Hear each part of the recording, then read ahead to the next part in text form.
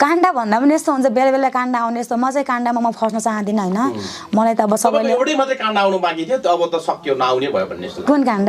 अब अरू काण्ड त आउँथ्यो नै हजुर। अब अन्य काण्डहरू पनि आउँछन् त काण्डका पनि एउटा प्रकार हुन्छन् हैन काण्ड त सबैका आउँछन् हैन त्यो काण्ड आउँछ नि जान्छ सेल आउँछ एकछिनको काण्ड हो सँगै एक हप्ता भनौँ न एक हप्ता आउँछ सेल आउँछ त्यस्तै काण्ड हो काण्डलाई ठुलो कुरा मान्नुहुन्न तपाईँ ठुलो सिम्पल भन्दा पनि हो यो मान्छेको इज्जतको सवाल छ नि त हैन एउटा हामी केटी मान्छे हो हैन अब यस्तो काण्डमा सधैँभरि आइरह्यो भने मान्छेले के सोच्छ कस्तो खाले केटी हो हैन यसो उसो भनेर मान्छेले कुरा काट्छन् त्यही भएर चाहिँ म यसमा पर्दिनँ म चाहिँ जान्छ नि म चाहिँ यस्तो काण्डमा पनि आउन चाहदिनँ क्या तर मलाई कहाँबाट जोड दिन्छन् क्या मान्छेले चाहिँ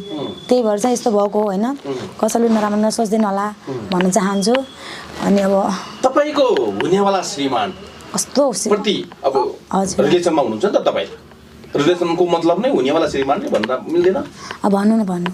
त्यता हुनेवाला श्रीमान हुनुहुन्छ कि एउटा साथी मात्रै हो कसरी लिनु भएको छ